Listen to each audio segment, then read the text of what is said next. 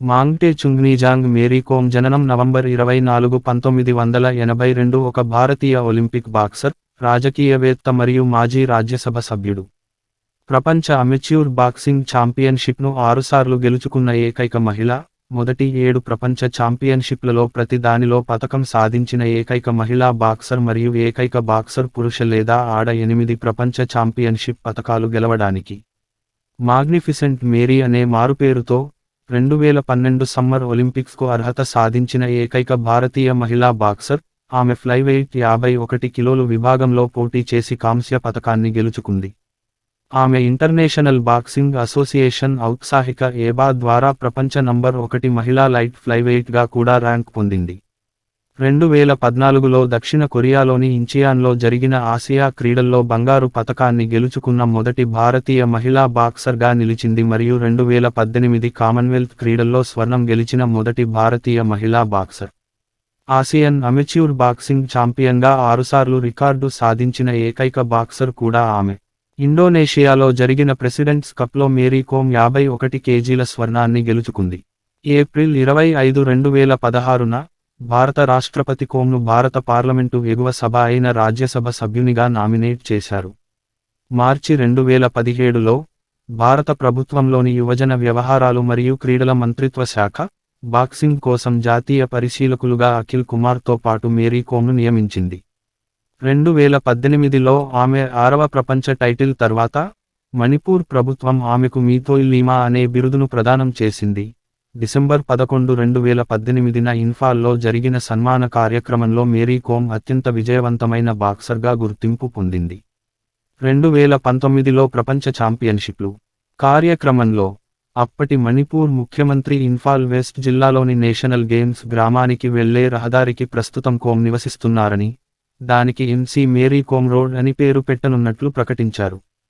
ఆమెకు 2020లో భారతదేశం యొక్క 2వ అత్యున్నత పౌర పురస్కారమైన పద్మ విభూషణ్ లభించింది.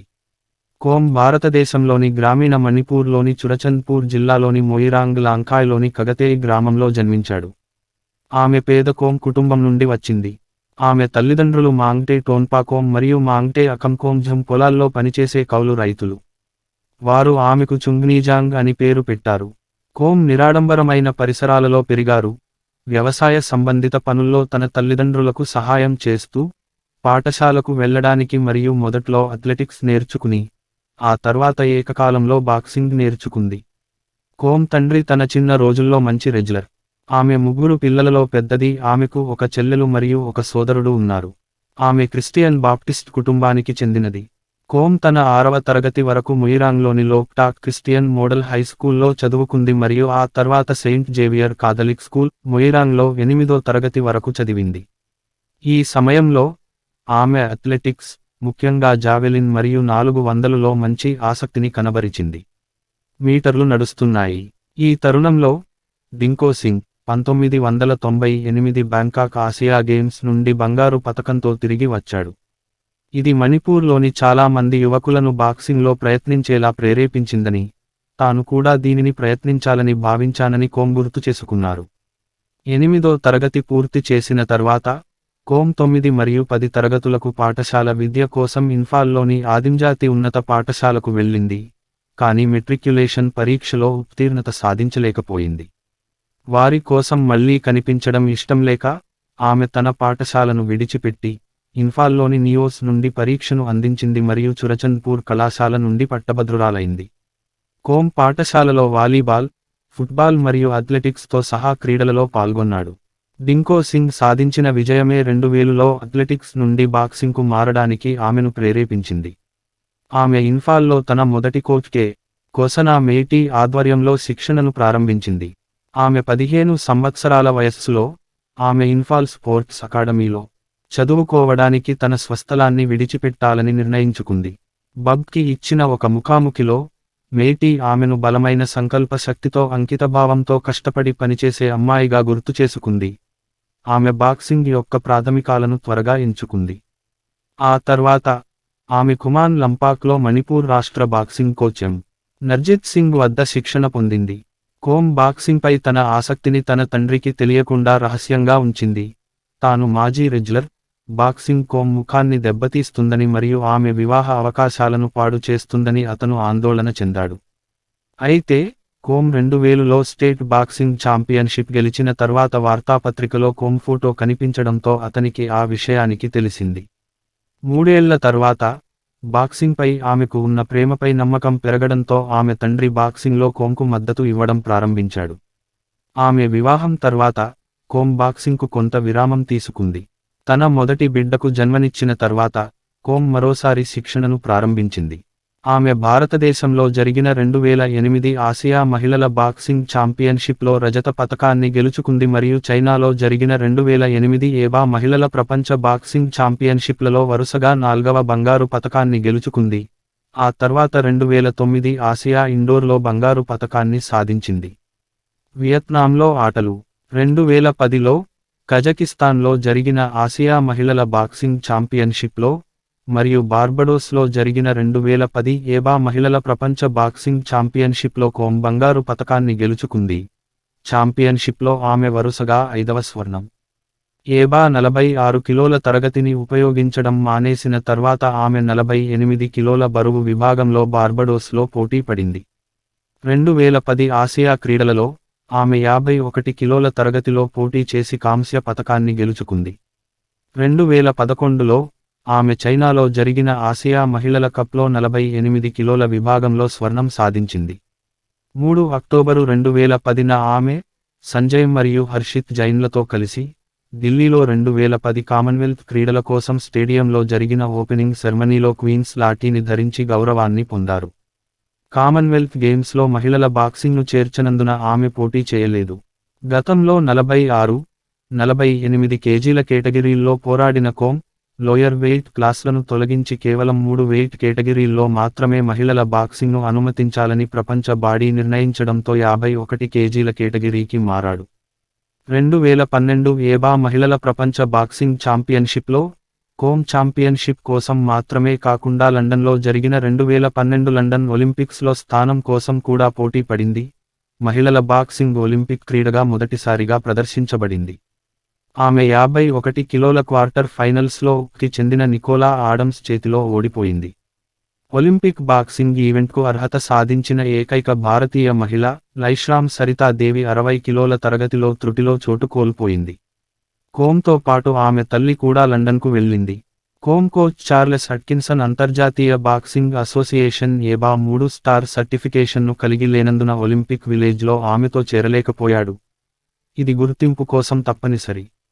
ఆమె మొదటి ఆసియా మహిళల బాక్సింగ్ ఛాంపియన్షిప్ల కోసం బ్యాంకాక్, థాయిలాండ్లోని ఎంపిక శిబిరానికి వెళ్లే మార్గంలో ఆమె లగేజీ మరియు పాస్పోర్ట్ మొత్తం దొంగిలించబడింది. మొదటి ఒలింపిక్ రౌండ్ 5 ఆగస్టు 2012న జరిగింది. ఒలింపిక్స్లో ఎప్పుడూ పోరాడని మూడో మహిళల బాక్సింగ్ మ్యాచ్లో కోమ్ 19-14తో పోలాండ్కు చెందిన కరోలినా మిచాల్జుక్ను ఓడించింది.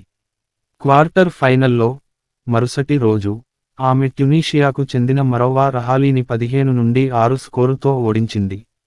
ఆమె 8 ఆగస్టు 2012న జరిగిన సెమీ-ఫైనల్లో కి చెందిన నికోలా ఆడమ్స్తో తలపడింది మరియు బౌట్లో 11-6 పాయింట్లు కోల్పోయింది. అయినప్పటికీ, ఆమె పోటీలో 3వ స్థానంలో నిలిచి ఒలింపిక్ కాంస్య పతకాన్ని సాధించింది. గుర్తింపుగా, మణిపూర్ ప్రభుత్వం ఆగస్టు 9, 2012న జరిగిన క్యాబినెట్ సమావేశంలో ఆమెకు రూ. 50 లక్షలు మరియు 2 ఎకరాల భూమిని ప్రదానం చేసింది. 2016 రియో ఒలింపిక్స్లో భారతదేశానికి ప్రాతినిధ్యం వహించాలని ఆసక్తిగా ఉన్నప్పటికీ, కోమ్ ఈవెంట్కు అర్హత సాధించలేకపోయాడు. 2020 టోక్యో ఒలింపిక్స్ సమ్మర్ గేమ్స్లో తన చివరి ప్రదర్శన అని కోమ్ చెప్పింది. 2020 సమ్మర్ ఒలింపిక్స్లో ఆమె రియో ఒలింపిక్స్ కాంస్య పతక విజేత కొలంబియన్ బాక్సర్ ఇంగ్రిడ్ వాలెన్సియాతో పోరాడింది. మ్యాచ్ ముగియడంతో, వ్యాఖ్యాత స్ప్లిట్ నిర్ణయం ద్వారా పాయింట్లపై విజేతను ప్రకటించారు. కొద్దిసేపటికి ఎరుపు రంగులో, మరొక చిన్న విరామం తర్వాత, కానీ ఈ సమయానికి మేరీ కోమ్, నీలిరంగు మూలలో, వేడుకలో తన పిడికిలిని ఉంచింది మరియు ఇంగ్రిడ్ వాలెన్సియా అని పేర్కొన్న మిగిలిన వ్యాఖ్యానాన్ని అనుసరించలేదు. నేను ఈ అమ్మాయిని గతంలో 2 సార్లు కొట్టాను. ఆమె రిఫరీ చేయి ఎత్తడం నేను నమ్మలేకపోయాను. నేను ప్రమాణం చేస్తున్నాను, నేను ఓడిపోయానని అది నాకు తాకలేదు. నేను చాలా ఖచ్చితంగా ఉన్నాను అని ఆమె ఒక ఇంటర్వ్యూలో చెప్పింది. అక్టోబర్ 1, 2014న దక్షిణ కొరియాలోని ఇంచియాన్లో జరిగిన 2014 ఆసియా క్రీడల్లో బాక్సింగ్లో కోమ్ తన మొదటి బంగారు పతకాన్ని ఫ్లైవెయిట్ 51 కిలోలు సమ్మిట్ క్లాష్లో కజకిస్తాన్కు చెందిన జైనా షెకెర్బెకోవాను ఓడించింది. మేరీ కోమ్ భారత ప్రధానితో పరస్పర చర్చ సందర్భంగా నవంబర్ 8, 2017న వియత్నాంలోని హో చి మిన్లో జరిగిన ఆసియా బాక్సింగ్ కాన్ఫెడరేషన్ ASBC మహిళల బాక్సింగ్ ఛాంపియన్షిప్లో ఆమె అపూర్వమైన 5వ బంగారు పతకాన్ని 48 కిలోలు అందుకుంది. 2018 కామన్వెల్త్ గేమ్ల వరకు ఆమె కేటగిరీ లైట్ ఫ్లైవెయిట్ చేర్చబడలేదు కాబట్టి ఆమె పతకం గెలవని ఏకైక అంతర్జాతీయ ఈవెంట్ కామన్వెల్త్ గేమ్లు.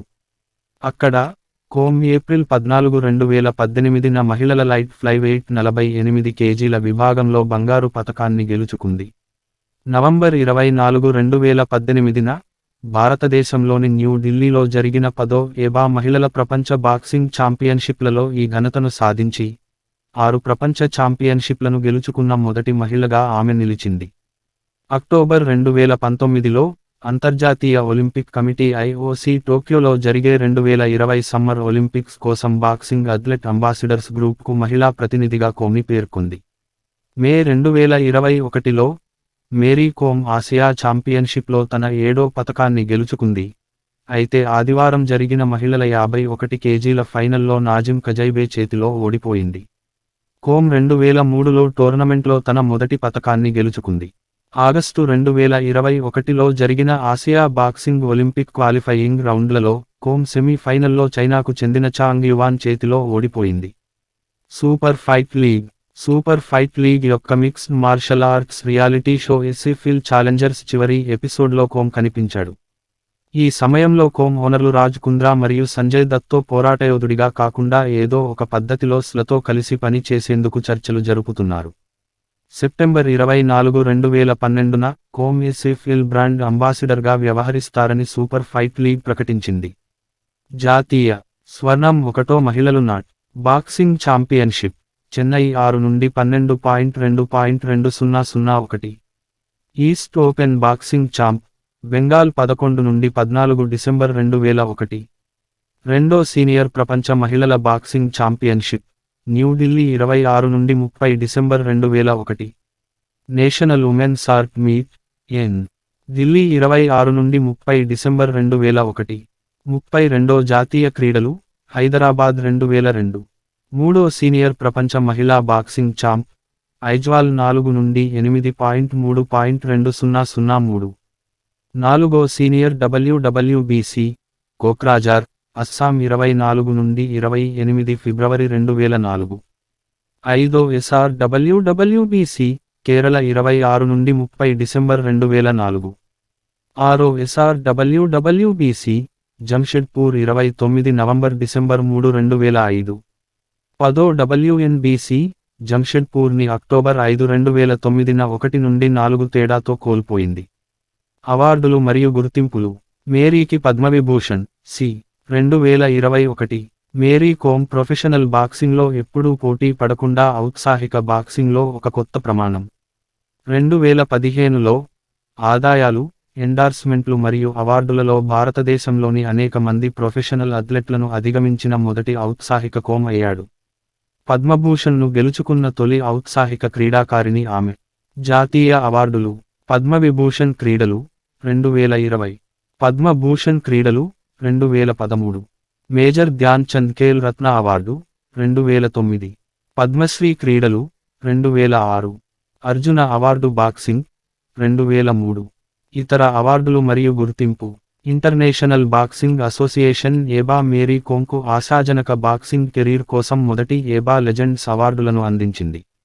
అంతర్జాతీయ బాక్సింగ్ అసోసియేషన్ ఏబా మేరీ కోమ్ను 2016 ఏబా మహిళల ప్రపంచ బాక్సింగ్ ఛాంపియన్షిప్లకు బ్రాండ్ అంబాసిడర్గా ప్రకటించింది. People of the year Limca book of records 2007 CNN IBN మరియు Reliance industries real heroes award 14.4 2008 సోమ Pepsi MTV youth icon 2008 magnificent Mary AIBA 2008 మహిళల బాక్సింగ్ కోసం అంతర్జాతీయ బాక్సింగ్ అసోసియేషన్ అంబాసిడర్ 2009 సే జూలై 30, 2009 గురు 2010 సంవత్సరపు క్రీడాకారిణి సహారా స్పోర్ట్స్ అవార్డు. WOA ద్వారా Olympians for life. North eastern hill university నుండి మార్చి 29, 2016న గౌరవ doctorate degree delete మరియు జనవరి 14, 2019న కాజిరంగా విశ్వవిద్యాలయం నుండి DPhil. 2012 లండన్ ఒలింపిక్స్లో కాంస్య పతకం కోసం. మణిపూర్ ప్రభుత్వం నుండి 5-10 లక్షల రూపాయలు, $63,000 నగదు పురస్కారం మరియు 2 ఎకరాల భూమి. రాజస్థాన్ ప్రభుత్వం నుండి 2.5-10 లక్షల రూపాయలు, $31,000 నగదు పురస్కారం. అస్సాం ప్రభుత్వం నుండి 2-10 లక్షల రూపాయలు, $25,000 నగదు పురస్కారం. అరుణాచల్ ప్రదేశ్ ప్రభుత్వం నుండి 1-10 లక్షల రూపాయలు, $13,000 నగదు పురస్కారం. గిరిజన వ్యవహారాల మంత్రిత్వ శాఖ భారతదేశం నుండి 1-10 లక్షల రూపాయలు, $13,000 నగదు పురస్కారం. నార్త్ ఈస్టర్న్ కౌన్సిల్ నుండి 4-10 లక్షల రూపాయలు, $50,000 నగదు పురస్కారం. మీతోయి లీమా. టైటిల్: మణిపూర్ ప్రభుత్వం. 2018. మీడియా మరియు ప్రముఖ సంస్కృతి. ఆమె ఆత్మకథ అన్బ్రేకబుల్ దినా సెర్టో సహ రచయితగా మరియు 2013 చివరలో హార్పర్ కోలిన్స్చే ప్రచురించబడింది. ఈ జీవిత చరిత్ర నుండి సారాంశం 11వ తరగతికి సంబంధించిన సమచీర్ కల్వి ఆంగ్ల పాఠ్యపుస్తకంలో గద్య పాఠంగా ఇవ్వబడింది. ప్రియాంక చోప్రా 2014లో విడుదలైన మేరీ కోమ్లో కోమ్ పాత్రను పోషించింది. ఆమె జీవితంపై 2014లో విడుదలైన హిందీ భాషా జీవిత చరిత్ర చిత్రం. ఈ చిత్రానికి వమంగ్ కుమార్ దర్శకత్వం వహించారు మరియు సెప్టెంబర్ 5, 2014న విడుదలైంది. The good night stories for rebel girls అనే పిల్లల పుస్తకం. ఇది పిల్లలకు మహిళా రోల్ మోడల్స్ గురించిన చిన్న కథలను కలిగి ఉంది. మేరీ కోమ్పై ఎంట్రీ ఉంది. Kom 2016 documentary with this ring లో కూడా కనిపించాడు. ఇది 2006-2012 వరకు 6 సంవత్సరాల కాలంలో భారత మహిళల బాక్సింగ్ జట్టు అనుభవాలను అనుసరిస్తుంది. కోమ్ ఫుట్బాల్ క్రీడాకారుడు కరుంగ్ ఒంకోలర్ ఆన్లర్ని వివాహం చేసుకున్నాడు. 2000లో బెంగుళూరుకు రైలులో ప్రయాణిస్తున్నప్పుడు తన సామాను దొంగిలించబడిన తర్వాత కోమ్ తన భర్తను మొదటిసారి కలుసుకుంది. న్యూఢిల్లీలో పంజాబ్లో జరిగే జాతీయ క్రీడలకు వెళుతుండగా ఢిల్లీ యూనివర్సిటీలో న్యాయశాస్త్రం చదువుతున్న ఒంకోలర్ను కలుసుకుంది. ఒంకోలర్ నార్త్ ఈస్ట్ స్టూడెంట్స్ బాడీకి అధ్యక్షుడిగా ఉన్నారు మరియు కోమ్కి సహాయం చేశారు. వారు స్నేహితులు అయ్యారు మరియు ఆ తర్వాత ఒకరితో ఒకరు డేటింగ్ ప్రారంభించారు. 4 సంవత్సరాల తర్వాత వారు 2005లో వివాహం చేసుకున్నారు. వీరికి 3 కుమారులు, 2007లో జన్మించిన కవలలు మరియు 2013లో మరొక కుమారుడు జన్మించారు. 2018లో కోమ్ మరియు ఆమె భర్త మెరిలిన్ అనే అమ్మాయిని దత్తత తీసుకున్నారు. సామాజిక కారణాలతో అనుబంధం. కోమ్ ఒక జంతు హక్కుల కార్యకర్త మరియు people for the ethical treatment of animals PETA భారతదేశానికి మద్దతుదారు. సర్కస్లలో ఏనుగుల వినియోగాన్ని నిలిపివేయాలని పిలుపునిచ్చే ప్రకటనలో నటించారు.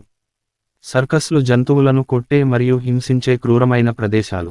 ఒక తల్లిగా, తమ పిల్లలను బలవంతంగా సర్కస్లలో ప్రదర్శించడానికి వారి నుండి తీసుకెళ్లినప్పుడు జంతువులు ఎలాంటి పరిస్థితులకు గురవుతాయో నేను ఊహించగలను. ఇది విచారకరం అని కోమ్ మీడియాను ఉటంకించారు. కోమ్ పెటా ఇండియా యొక్క మానవీయ విద్యా ప్రచారానికి, కారుణ్య పౌరుడికి కూడా మద్దతు ఇచ్చారు. ఈ కార్యక్రమాన్ని అధికారిక పాఠశాల పాఠ్యాంశాల్లో చేర్చాలని అభ్యర్థిస్తూ భారతదేశం అంతటా రాష్ట్రాలు మరియు కేంద్రపాలిత ప్రాంతాల విద్యా మంత్రులకు ఆమె లేఖ రాశారు. టైమ్స్ ఆఫ్ ఇండియాకు ఇచ్చిన ఇంటర్వ్యూలో ఆమె ఇలా ఉటంకించబడింది: జంతువుల పట్ల క్రూరత్వాన్ని తరిమికొట్టడానికి ఉత్తమమైన మార్గాలలో ఒకటి యువతకు కరుణను నేర్పడం. జంతువులు వాటి మూలలో మన అవసరం. మన చుట్టూ ఉన్న హింసతో, ఇది మేము తరగతి గదిలో గౌరవం మరియు దయ యొక్క పాఠాలను బోధించడం గతంలో కంటే చాలా ముఖ్యమైనది.